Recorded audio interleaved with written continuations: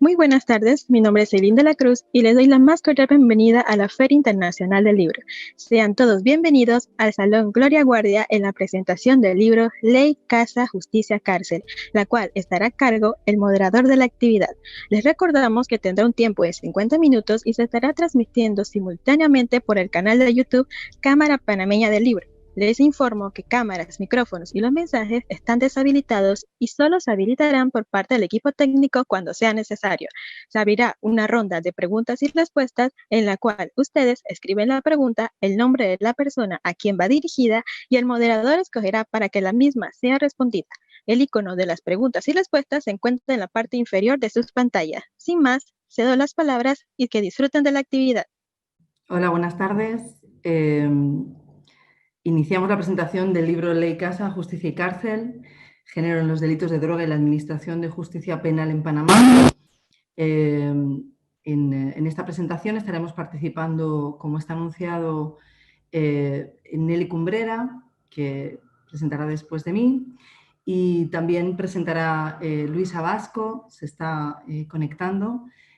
Creo. Y bueno, Luisa Vasco formó parte del equipo de investigación que contiene el libro y va a dar su testimonio como víctima de la política de drogas en Panamá. Quisiera empezar diciendo que el libro contiene una investigación que realizamos en Panamá, Nelly y yo, a finales del año 2016 e inicios del año 2017, por un periodo de 7 meses, sobre género en los delitos de droga en el país. Una investigación que fue solicitada y fue financiada por la Oficina de Naciones Unidas contra la Droga y el Delito, UNODC, y el libro fue publicado por el Sistema Integrado de Estadísticas Criminales del Ministerio de Seguridad. Es una investigación que, como les digo, versa sobre género en los delitos de droga y para realizarlo pues, contamos con la perspectiva, digamos, sociojurídica que aporta Nelly, la perspectiva antropológica que aporté yo, y tiene un componente muy fuerte testimonial del que forma parte, como les digo, Luisa Vasco, que estará hablando después de que hablemos Nelly y yo. Bueno, agradezco muchísimo este espacio. No sé si me escuchan. ¿Hola? Bueno. Sí le escuchan, sí le escuchan. Perfecto. Agradezco mucho este espacio a la Feria Internacional del Libro y también al CIEPS que organizó esta presentación.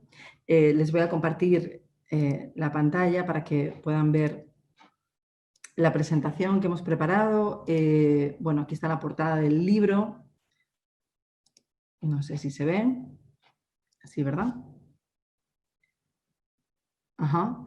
Bueno, como les decía, ahí está el libro, Ley, Casa, Justicia y Cárcel. Es un libro que se distribuye de manera gratuita, esa distribución ha sido interrumpida por la pandemia, pero que esperamos poder seguir distribuyendo cuando se pueda, cuando las restricciones de movilidad lo permitan. En principio, el Centro de Investigaciones de la Facultad de Humanidades ya repartió algunos ejemplares y esperamos poder seguir haciéndolo en el Centro Internacional de Estudios Políticos y Sociales, el CIEPS, cuando se pueda, como digo. Es un libro que distribuimos de manera gratuita, pero que se encuentra también en versión PDF en la biblioteca Claxo y también se encuentra en físico en las principales bibliotecas del país.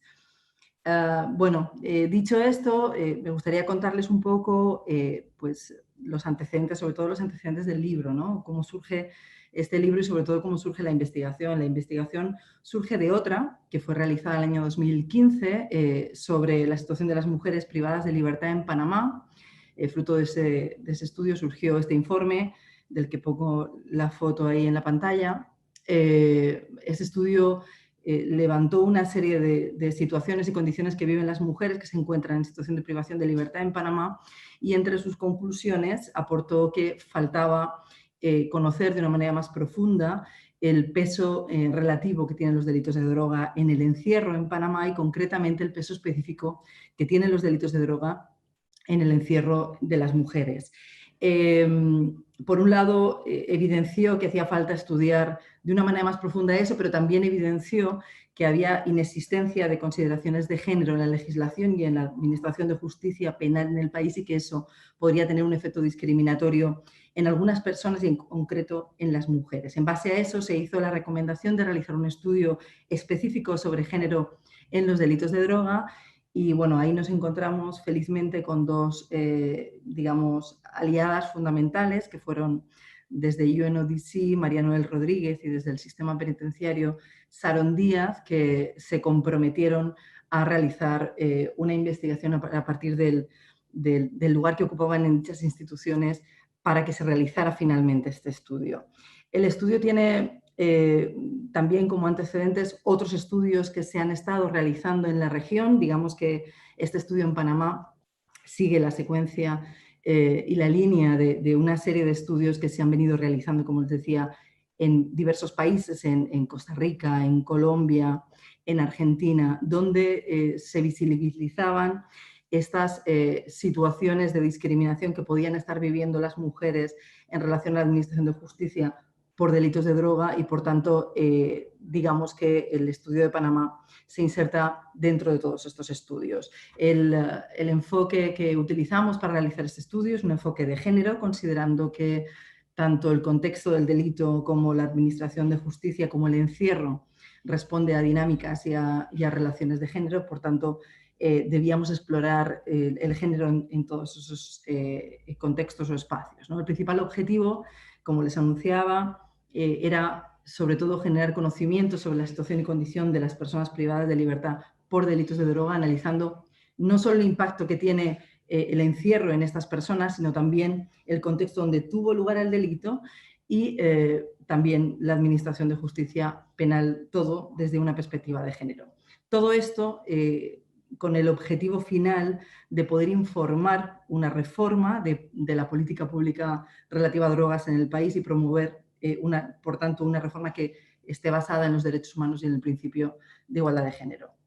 La metodología que utilizamos fue una investigación exploratoria de campo en la que estuvimos trabajando principalmente en 4 centros penales del país que fueron seleccionados teniendo en cuenta la diversidad de centros. En ese momento, en el año 2016, todavía estaba muy vigente el sistema inquisitivo y había 2 centros con mucha población penitenciaria bajo ese sistema, concretamente el centro femenino, que es el que acoge a más del 85% de la población penitenciaria femenina en el país, y el centro penitenciario La Joya, que también es un centro muy grande masculino. Por tanto, seleccionamos 2 centros que tenían el sistema penal inquisitivo de una manera muy, muy fuerte, frente a otros centros que estaban aplicando el sistema, ya estaban aplicando el sistema acusatorio, como era la cárcel pública de Santiago, una cárcel de hombres, y el centro penitenciario de Llano Marín, que es una cárcel de mujeres. Por tanto, esa diversidad por sexo y sistema de justicia penal que nos iba a permitir tener una imagen diversificada de todos los centros penales del país. La metodología, como les digo, fue una metodología de campo, pero utilizamos también una muestra probabilística para poder definir el perfil sociodemográfico y judicial de las personas privadas de libertad, que es uno de los capítulos que contiene el libro, y también utilizamos una muestra no probabilística para poder desarrollar un estudio más cualitativo sobre el contexto del delito, la administración de justicia y el impacto del encierro. Para ello utilizamos entrevistas y grupos de discusión, realizamos 22 entrevistas y 11 grupos de discusión en esos centros penales con personas privadas de libertad por delitos de droga. Fuimos a cada uno de esos centros, nos reunimos con una selección de personas privadas de libertad, hombres y mujeres que se encontraban en la cárcel por delitos de droga, pero también entrevistamos a informantes clave del sistema de justicia, fiscales, defensores públicos y privados, magistrados, jueces y también del sistema penitenciario, personal que trabajaba en los centros y personal que trabajaba en la dirección del sistema penitenciario. Y también entrevistamos a personas del ámbito académico. Por tanto, entrevistas y grupos de discusión, pero también observación participante, como le decía. Nosotras acudimos a esos centros penales para conocer de primera mano las condiciones de vida de estas personas y poder conversar con ellas. Hicimos, además de las entrevistas, conversaciones informales con muchas personas en esos centros en las diversas visitas que realizamos, y también estuvimos presentes en audiencias judiciales en casos de droga. Hicimos también un estudio más profundo sobre una selección de casos, fueron 15 casos, 15 personas, sobre las cuales hicimos una investigación mucho más profunda, analizando bien su caso en todos los niveles, haciendo entrevistas en profundidad individuales con ellos, en algunos casos asistiendo a sus audiencias, y con ellos y ellas pudimos elaborar una serie de fichas que están incluidas en el libro, en el anexo, donde se puede ver un poco cómo se articulan todas las dimensiones y variables que hemos considerado en el estudio. Evidentemente, como en todos los estudios, tuvimos ciertos límites, y sí me parece importante destacarlos. Los límites que tuvieron mucho que ver con los sistemas de información. Fue muy difícil para nosotras identificar, recoger toda la información que necesitábamos de las personas privadas de libertad. Tuvimos que, en los centros penales, revisar expediente por expediente en archivos infinitos, porque la verdad la información no está sistematizada, o no estaba sistematizada, no estaba digitalizada en ese momento, y nos tocó pues ir abriendo cajón por cajón y buscar las personas que habíamos seleccionado para hacer el estudio, sacar expedientes que en muchos casos no estaban completos, estaban desorganizados. En fin, eso complicó muchísimo el estudio y limitó el número de expedientes que pudimos trabajar. Como les decía, trabajamos con una muestra probabilística que constituyó un número de 185 expedientes analizados, de los cuales pudimos sacar, como les decía, el perfil sociodemográfico y judicial de cada uno de ellos. Pero también nos encontramos límites que tienen que ver con el crimen organizado. El crimen organizado que actúa no solo en la comisión del delito, que esto es algo que evidenciamos en el estudio, que nos pareció muy importante evidenciar, y que actúa también en el encierro, por tanto, en la situación de las personas que están privadas de libertad y en la capacidad que tienen de contar determinadas cosas. Como sabemos, existe la coacción, y esa coacción también limita el testimonio. Pero bueno, también el crimen organizado se acercó a nosotras, limitándonos también en la profundidad que hubiéramos querido tener en el estudio. Por tanto, esos fueron límites que están ahí, que de alguna manera pues han influido también en el estudio. Aún así, consideramos que se han conseguido revelar una cantidad de resultados y de evidencias que son fundamentales para el objetivo del estudio, que, como les decía, es pues promover una reforma de la política de drogas. El libro está estructurado en 5 capítulos, 4 de ellos forman parte de lo que consideramos son los escenarios de los delitos de droga. El capítulo 1 se llama Ley, refiere al marco normativo de drogas. El capítulo número 3 se llama Casa y refiere al contexto en el que el delito tiene lugar. Lo llamamos casa porque tiene mucho que ver con lo que ocurre en la casa. El capítulo número 4 se titula Justicia y tiene que ver precisamente con la administración de justicia en los delitos de droga. Y finalmente el capítulo 5 se llama Cárcel, y lo que analiza es las condiciones de las personas privadas de libertad por delitos de droga y el impacto que tiene el encarcelamiento en dichas personas. Todo ello afecta al colectivo que forma parte, que son el sujeto de nuestra investigación, que son las personas a las que hemos dedicado el capítulo número 2, las personas infractoras, las personas imputadas, las personas privadas de libertad, que se encuentran atravesadas por la ley y la casa, la justicia y la cárcel, y que se sitúan absolutamente en el medio de ese círculo vicioso.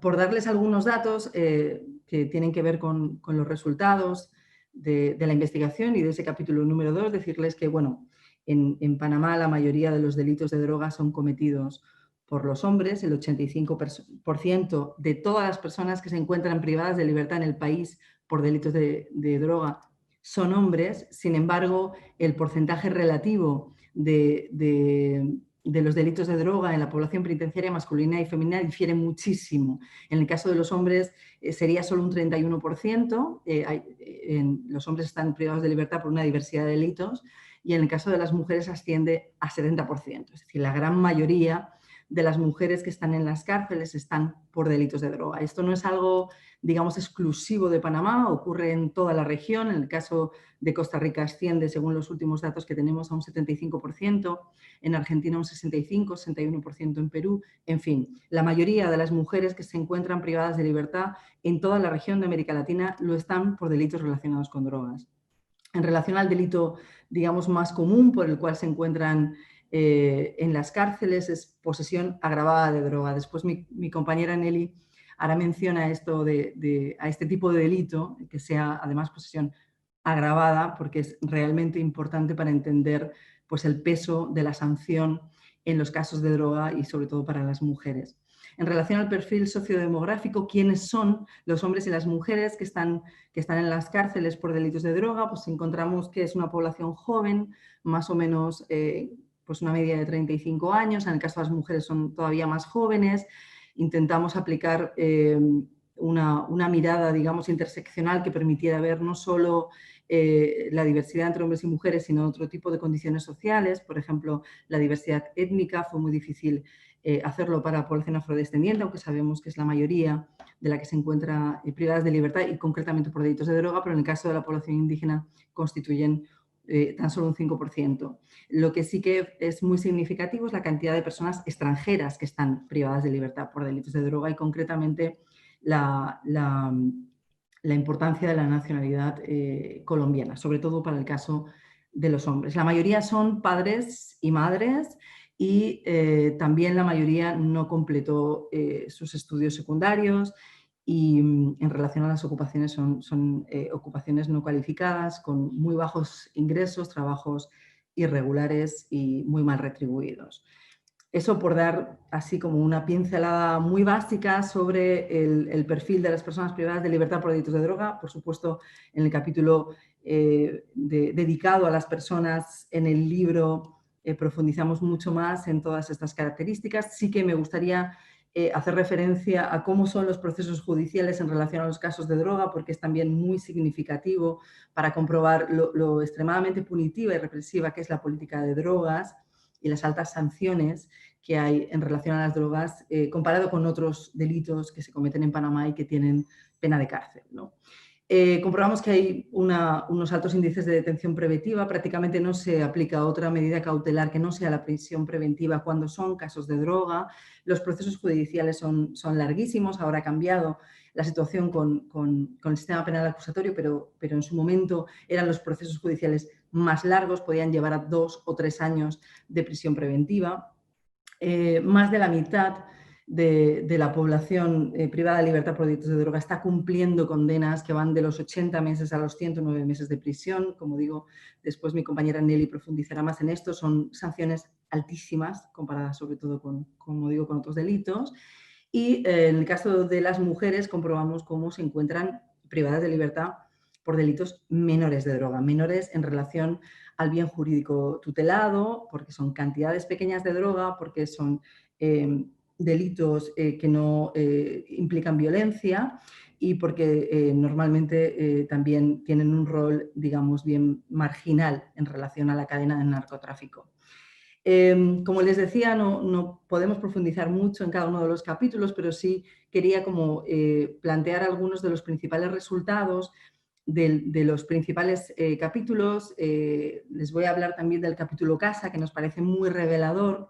El capítulo Casa, como les decía, hace referencia al contexto en el que tiene lugar el delito de drogas, y en ese contexto identificamos dos contextos: el contexto socioeconómico y el contexto afectivo familiar. Defendemos que en la combinación, en la intersección de esos dos contextos se produce lo que nosotras hemos llamado un caldo de cultivo para los delitos de droga y un caldo de cultivo también para la detención por esos delitos. En relación a las mujeres, en el libro hacemos referencia en general a los hombres y a las mujeres y de modo también particular a los hombres y a las mujeres. Aquí quería presentarles específicamente el caldo de cultivo de las mujeres, además de la situación socioeconómica a la que ya les hacía referencia hablando del perfil, decirles que las historias de vida de las mujeres privadas de libertad están marcadas por el abandono de los estudios, por las uniones precoces, por el embarazo adolescente y por la violencia de género. Son también en muchos casos mujeres que ocupan posiciones de jefatura familiar en hogares empobrecidos y con reducidas oportunidades de salir de la pobreza. Y en ese contexto el negocio ilícito de drogas aparece como una oportunidad, digamos, que permite conciliar el rol reproductivo que ellas desarrollan como madres en sus casas con el rol productivo de tener que generar un ingreso para mantener a su familia. Por tanto, ese diríamos que es el caldo de cultivo socioeconómico, pero también les decía que hay un caldo de cultivo familiar o emocional. En ese sentido, y también haciendo referencia muy particularmente a las mujeres, encontramos la vinculación de las mujeres a los delitos de droga muchas veces a través de sus parejas o esposos, con una participación más o menos activa y también con mayor o menor conocimiento de que sus parejas están participando de este negocio ilícito de drogas, pero también encontramos que las mujeres están vinculadas a estos delitos a través de sus hijos.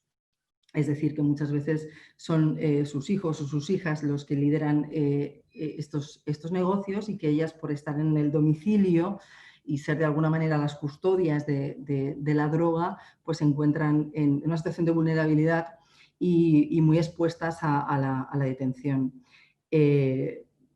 por narcotráfico. En ese sentido, muchas en sus testimonios hacen referencia a que están presas por amor y hacen referencia al amor en el sentido del amor romántico, pero también en el sentido del amor de madre, del amor de los cuidados, del amor en el cual pues hemos sido socializadas las mujeres y que al final se convierte en una trampa en relación a los delitos de droga. Por tanto, hay un caldo de cultivo. Les he presentado muy específicamente el caso de las mujeres y muy rápidamente el caso de las mujeres, pero también les quería decir que además de ese caldo de cultivo, en el contexto del delito encontramos que esas personas se encuentran en condición de vulnerabilidad y subordinación y, por tanto, en condición de lo que llamamos nosotras carne de cañón, porque se producen en ese contexto al que les hacía referencia ciertas dinámicas de aprovechamiento por parte de sujetos que llamamos oportunistas, que por estar en situación de poder en relación a esas personas, pues hacen uso de esa condición para poder desarrollar el negocio ilícito de drogas. Esos sujetos oportunistas y dinámicas de aprovechamiento aparecen sobre todo en dos relaciones de poder, que, como les digo, hemos identificado en base a todos los testimonios recogidos de las personas privadas de libertad por delitos de droga.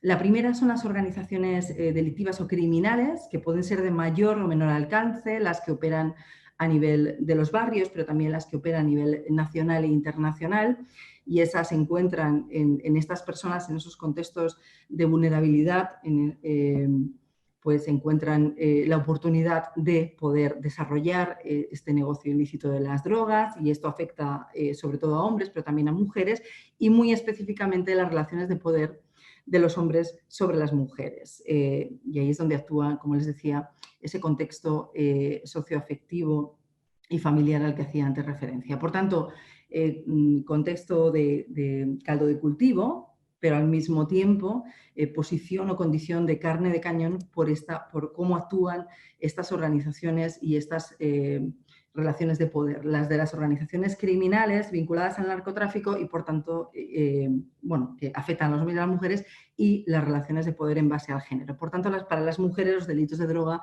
aparecerían como una salida a una situación de pobreza y o una muestra de amor por complacer o apoyar a sus parejas o a sus hijos. Algunos testimonios que hacen referencia a esto que les estoy contando y que de alguna manera forman parte de lo que nutre este análisis, pues se las comento aquí. Por ejemplo, una mujer privada de libertad del SEFERE decía: somos quienes traemos la droga, pero eso no es de nosotros. Estamos haciendo, como quien dice, un trabajo al que estamos expuestas a esto, pero cumpliendo una necesidad, y subrayo esto de la necesidad, ¿no? Un hombre privado de libertad de La Joya decía: las mujeres no tienen nada que ver, sino que las mujeres que hacen, como es su parte sentimental, y subrayo esto de la parte sentimental, ellas saben en lo que uno anda, está bien, pero no se atreven a frenarlo a uno. Una trabajadora social de la Junta Técnica de Llano Marín nos decía, haciendo referencia a una mujer privada de libertad en ese centro, ella quería salir de un problema y también como dar gusto al hombre lo que le había pedido. Ahí hace referencia tanto al contexto socioeconómico como al contexto afectivo. Aquí las chicas, dice otra trabajadora social de Llano Marín, aquí las chicas por lo regular son inducidas, son usadas, ¿no? Ahí las dinámicas de aprovechamiento, están siendo víctimas de la explotación por parte del hombre, son víctimas de la explotación del machismo, ¿no? La relación de poder en base al género a la que hacíamos referencia. Esto, como digo, por ponerles algunos ejemplos, hay muchos más. Por tanto, el contexto donde ocurre en los delitos de droga están marcadas por relaciones de poder y dominación y por condiciones de marginación y pobreza. Para nosotros fue muy importante identificar muy específicamente cuáles eran los roles que cumplían las mujeres en los delitos de droga, porque, como decíamos, la literatura ya viene diciendo que las mujeres ocupan lugares muy marginales en la cadena del narcotráfico y, sin embargo, son las que finalmente acaban pagando grandes penas de prisión. Quisimos explorar cuáles eran esos roles de las mujeres en los delitos de droga a través de las entrevistas y nos dimos cuenta de que ellas cumplen normalmente roles en los delitos que reflejan los roles de género tradicionales. Son mujeres que cuidan la droga, son mujeres subalternas en el sentido de que la droga no les pertenece y el beneficio de la venta ilícita de drogas tampoco les pertenece. Son propiedad de alguien en el sentido de que viven con una situación de coacción en algunos casos para desarrollar esa actividad ilícita, son acompañantes por el simple hecho de estar acompañando a una persona, pues pueden acabar en prisión porque sabemos cómo funcionan pues esos procesos de detención para los delitos de droga y bueno, y esa cosificación que también ocurre. Mujeres que son usadas, que sus cuerpos son usados para el tráfico de las drogas a través de las llamadas mulas. Observamos dentro de esos roles que ellas ocupan en los delitos de droga, que suelen ocupar posiciones marginales en esas redes y cadenas de narcotráfico, representan, digamos, dentro de esa cadena el eslabón más visible y vulnerable en todos los sentidos. Hay un alto coste por ocupar esa posición, es un rol, por supuesto, muy expuesto y que, por tanto, pueden ser detenidas, pero también presentan muchísimos riesgos para su salud y, concretamente, el caso de las mulas, ¿no? De alguna manera, ellas, ocupando este tipo de roles que representan o que reproducen los roles tradicionales de género, actúan como escudo protector de quienes manejan el delito y el negocio ilícito a mucho mayor nivel, ¿no? Los cuales no suelen aparecer.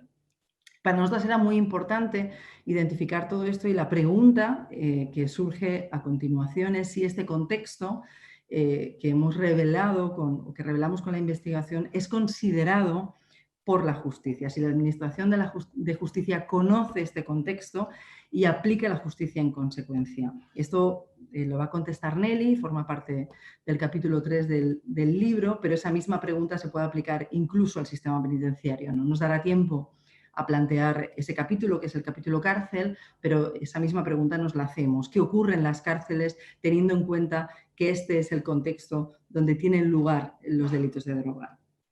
Lo dejaría aquí, con esta pregunta pasaría entonces a Nelly, esperando que también Luisa se haya conectado para poder también pues, dar su testimonio y hacer una valoración del libro. Muchísimas gracias.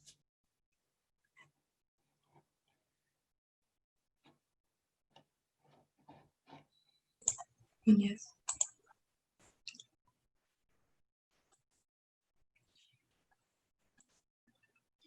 Muy buenas tardes, tengan todas y todas.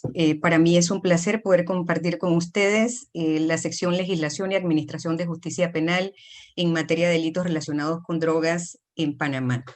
Evidentemente, trataré de ser bastante breve por razones de tiempo. En primer lugar, pues manifestar que esta sección de la investigación Para el desarrollo de la misma nos apoyamos en información a nivel internacional, regional, que nos sirvió de base para el análisis y el estudio de los delitos relacionados con drogas en Panamá.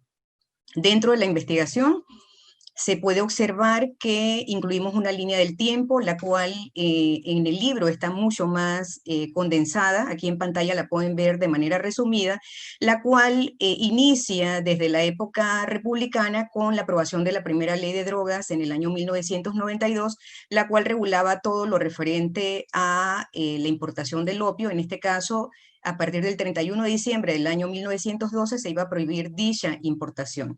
Igualmente, a medida que pasaban las décadas, se introducen o acuñan diferentes términos relacionados con los tipos de drogas, en este caso en el 28 con la morfina. También se reglamenta la importación y manejo y uso de otras drogas para el año 54, llegando en el año 1986 con la aprobación de la segunda ley de droga, en donde se crea la comisión de CONAPRED, y para el año 2013 evidentemente se hace una reforma a la ley de drogas. En cuanto a los delitos relacionados con drogas en el contexto nacional, debemos mencionar que Panamá, por la histórica posición de zona de tránsito, se convierte en un paso susceptible para el tráfico de drogas en diferentes latitudes a nivel aéreo, marítimo y terrestre. Pero definitivamente el papel que ha jugado Panamá no ha sido preponderante con respecto a la producción y procesamiento de drogas, sino más bien vinculado al tema del tráfico y de consumo. Ha seguido Panamá la lucha la línea dictada por Estados Unidos con respecto a una lucha frontal contra las drogas, que se ha apoyado en su legislación y también en el sistema judicial, evidentemente midiendo el éxito de esa lucha frontal contra las drogas a través de su política de droga, la cual está destinada a el decomiso de grandes cantidades de drogas y también la detención de muchas personas. La mayor parte de las veces estos hombres y mujeres vulnerables ocupan el último eslabón de la cadena del narcotráfico. Con respecto a la legislación propiamente como tal, en materia de delitos relacionados con drogas, está regulada en el Código Penal, en el libro segundo, en el capítulo 9 sobre los delitos contra la seguridad colectiva, el capítulo 5, delitos relacionados con droga, de los artículos 312 a 324. Evidentemente se caracteriza por un aumento de las penas, por la introducción de nuevos tipos penales, por la inclusión de agravantes. Importante mencionar que la legislación panameña no cuenta con umbrales. El juez o la jueza se apoya en una discrecionalidad y una sana crítica que le permite, bajo esa facultad, poder administrar justicia.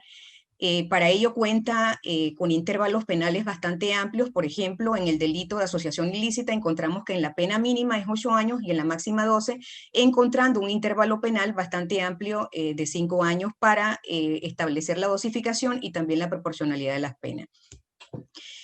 Toda esta situación trae como consecuencia una desproporcionalidad de las penas. ¿Por qué decimos esto? Porque podemos encontrar personas o casos en los cuales una persona con una menor cantidad de drogas evidentemente reciba una sanción más alta que otra que en circunstancias iguales, con mayor cantidad de drogas, reciba una sanción más baja.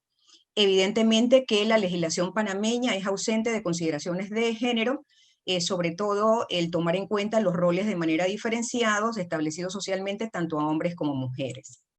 Con respecto a los delitos relacionados con drogas más penalizados en la legislación panameña, identificamos el tráfico internacional, la posesión agravada de drogas, la venta de drogas, el tumbe de drogas y la introducción de droga a la cárcel.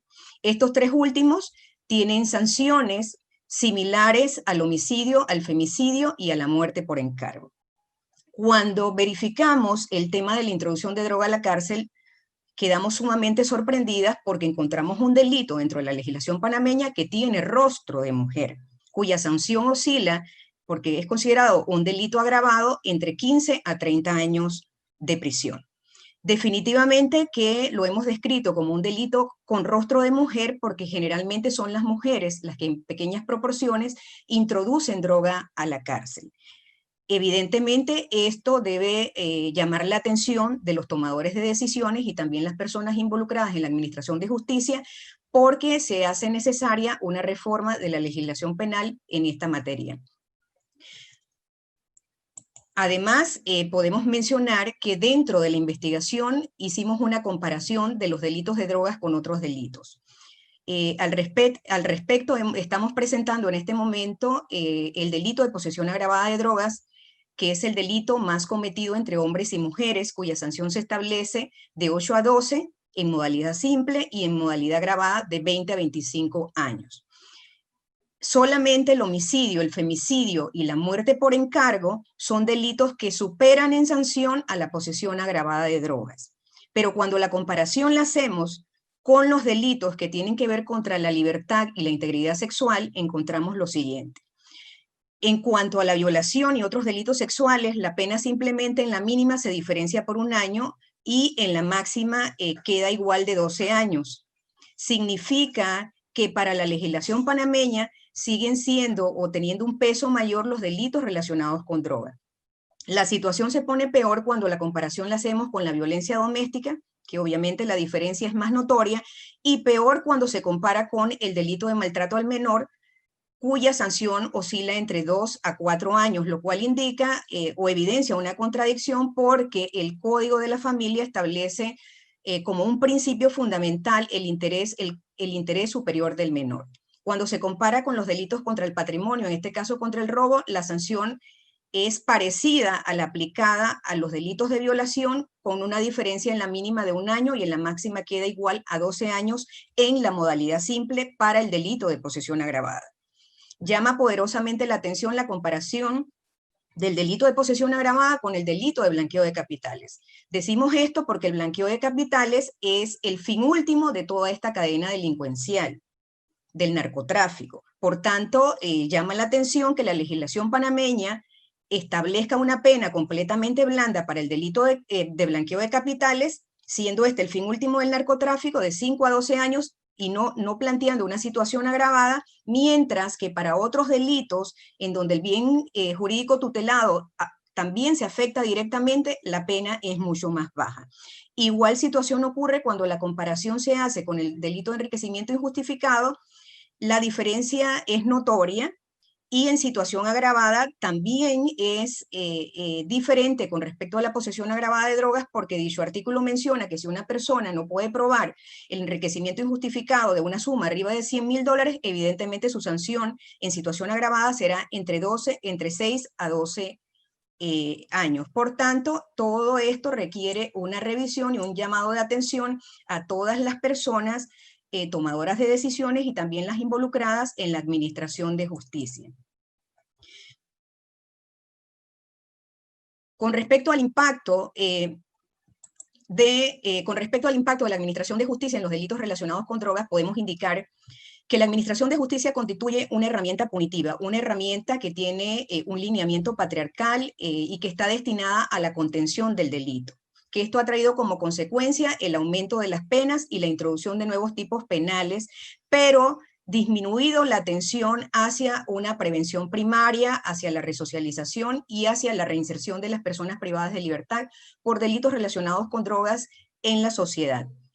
El impacto de dichas medidas evidentemente no ha sido el esperado, y no ha sido el esperado a pesar de que se decomisan grandes cantidades de drogas, a pesar de que se detienen muchas personas, hombres y mujeres. El resultado no ha sido tan exitoso como se esperaba, y peor aún, el aumento de las penas no se ha constituido en un disuasivo para disminuir ni el narcotráfico, ni tampoco la vinculación de hombres y mujeres con estos tipos de delitos.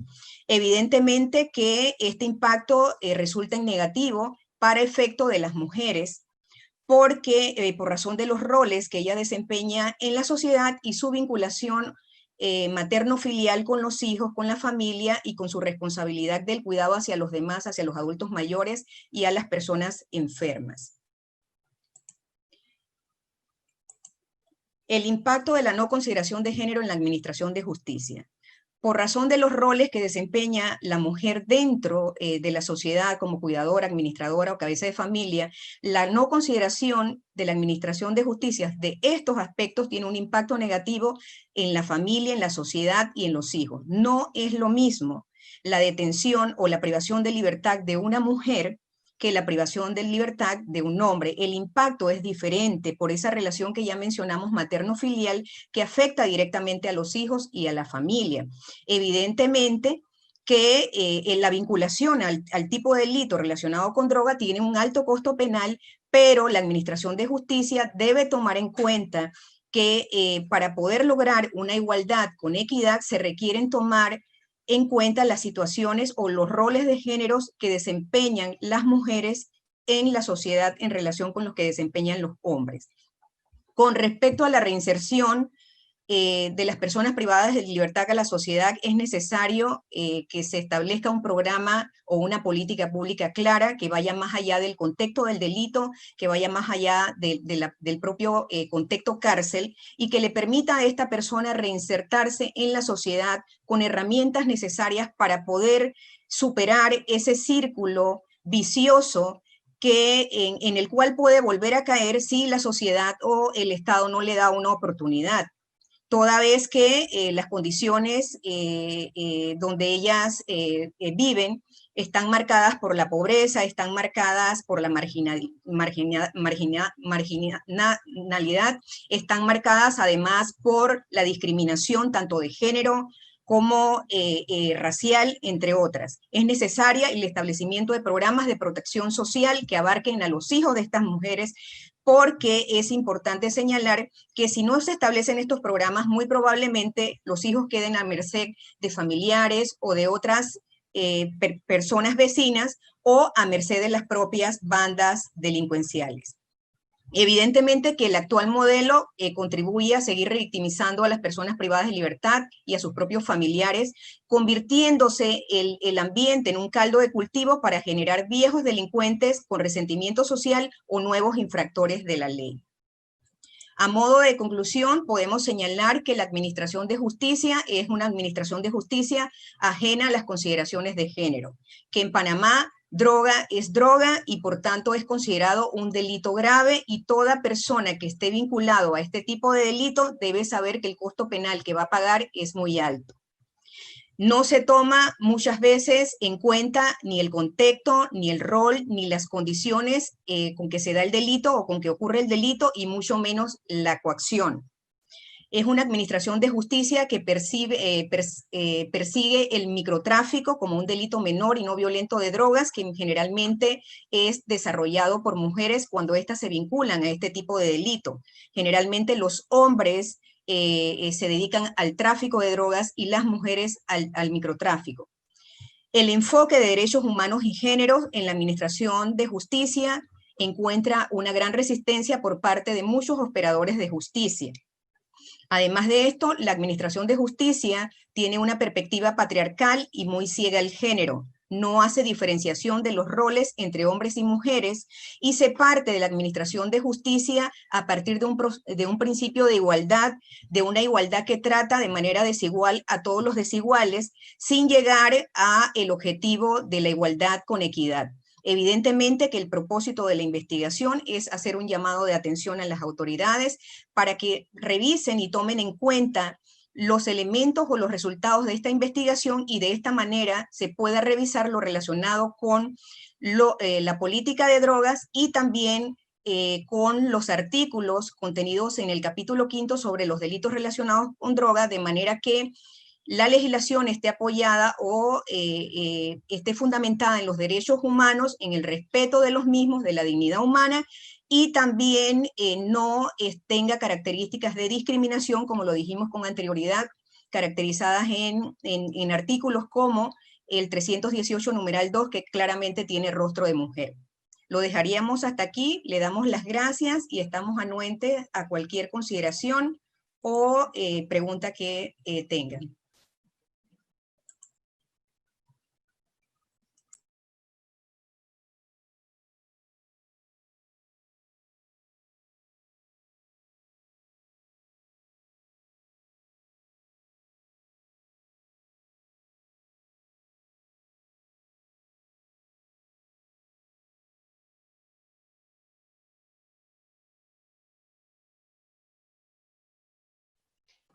Buenas tardes, ¿me escuchan? ¿Me escuchan bien? Sí, te escuchamos, Luisa. Bueno, un saludo pues como para todos, especialmente un saludo para la profesora Eugenia y para la licenciada Nelly. Darles las gracias pues por permitirme como la palabra en este espacio. Voy a hablar un poco de la importancia que tuvo este libro tan especial e importante para la población carcelaria como tal, ¿cierto? Estábamos en un contexto de privación de nuestra libertad, ¿cierto? Y en primer lugar, uno que conoce de primera mano lo que se vive, se piensa, lo que se maneja dentro de una cárcel, el libro como tal recoge de una manera muy amplia e integral toda esa realidad. La caracterización como tal recoge también todas las características que tienen que ver con todo el contexto pues, de una mujer privada de su libertad en todas sus diferentes condiciones, como ya anteriormente lo dijeron las licenciadas. Las mujeres por muchas condiciones específicas somos doblemente vulnerables y creo también que al estar en un contexto de encierro causa un peso que se multiplica pues como por el lugar que se nos ha dado en la sociedad, como lo decía la licenciada Eugenia anteriormente, y demás cosas que también recaen sobre lo que significa ser mujer pues hoy en día, además pues de ser extranjeras o de una comunidad nativa, que es el caso pues como también de muchas allá en el CFR, por ejemplo. Este diagnóstico que realizaron pues como tan impecablemente las licenciadas muestra lo que es una fiel realidad carcelaria de Panamá, y yo creo que también aplicaría pues como en la mayoría de países latinoamericanos. La cárcel es un lugar y es un espacio que muy pocas personas entienden, que muy pocas personas se atreven a desglobar de una manera pues como tan detallada como se hace en el libro. Yo fui testiga del trabajo realizado y creo que cada una de las páginas demuestran pues cómo esa labor mancomunada y tan propia que se realizó. Este proceso de caracterización significó como esa gota de agua que uno necesita en el desierto. ¿Por qué? Porque cuando uno está privado de su libertad y aparte de eso, aparte de estar privado de la libertad, uno siente que se le vulneran tantos derechos como el de la alimentación, como el de un lugar digno de habitar y tantas otras situaciones pues, que lo hacen sentir a uno que uno no es nadie, que no merecemos nada. El hecho pues de que alguien intente comprender tu situación, los elementos que influyeron para que estuvieras en ese lugar, lo que vives dentro de ese lugar, es muy significativo en términos de dignidad, que es lo que más puedo resaltar. Yo siempre me hacía muchas preguntas, por ejemplo, ¿qué piensan las personas de las que estamos acá privadas de libertad? No se preguntarán pues como por cómo vivimos, cuál fue la verdadera razón y el motivo que causó pues este encierro tan punitivo, porque suponen que todas somos culpables, y si somos culpables porque desean como que recaiga todo el peso sobre las mujeres que quizá tomaron una mala decisión por alguna situación que se veían sin salida. Y no es que se quiera, o sea, no es que quiera justificar ni opacar la ley, ni mucho menos, sino que se vea más allá de lo que un delito dice. Y créanme que este libro cuenta con detalle y con fidelidad todo el círculo vicioso que sucede alrededor de una mujer y los delitos de droga. Me parece que no se le escapa nada. Para nosotras era inconcebible cuando una compañera llegaba pues de una audiencia por un delito que giraba alrededor de algunos gramos y le impugnaban 10 o 12 años. Y yo creo que esto es un tema también muy importante y muy claro que deja el libro. También fue muy importante escuchar la posición y la visión pues de las personas que tienen a cargo la administración de justicia, ya sea en su etapa temprana o en su etapa final, porque estando en ese lugar uno siente como que el peso como que ellos añaden más peso a las cargas que uno ya lleva. Entonces escuchar pues como la posición de ellos fue muy importante. Personalmente este libro abrió para mí una esperanza muy grande. Yo creo que es una base diagnóstica fundamental para cumplir pues como con ese propósito que él mismo se plantea, que es el de una sociedad más justa. Yo creo que todo acto de justicia cuenta, y este libro más que un acto fue una labor que sació ese sinsentido y la poca dignidad que nos quedaba. En lo personal, pasé por un proceso de encierro siendo inocente, bajo una ley muy punitiva que me hizo pagar una condena sin habérmela sancionado. Fueron 36 meses de vida, de la vida de mi hijo, de mi familia, de un derecho que por justicia me correspondía. Se vieron violentados pues por una administración de justicia muy limitada. Y mis más sinceros agradecimientos siempre con la profesora, con la LICE y las demás organizaciones y personas que contribuyeron a la elaboración de este informe. Y este libro es una bandera de lucha que se suma para promover más la justicia social con un enfoque de género que son muy necesarias y muy oportunas para estos tiempos. Muchas gracias. De esta forma concluimos la presentación del libro Ley, Casa, Justicia, Cárcel. Les recuerdo que aún tenemos más actividades durante el día en nuestro programa cultural. No olvides seguirnos en YouTube, Cámara Panameña del Libro, e ingresar nuestra página web www.filpanama.org para que puedas descargar el programa y disfrutar de otras actividades que la Feria Internacional del Libro tiene para ti. Muchas gracias a nuestros panelistas.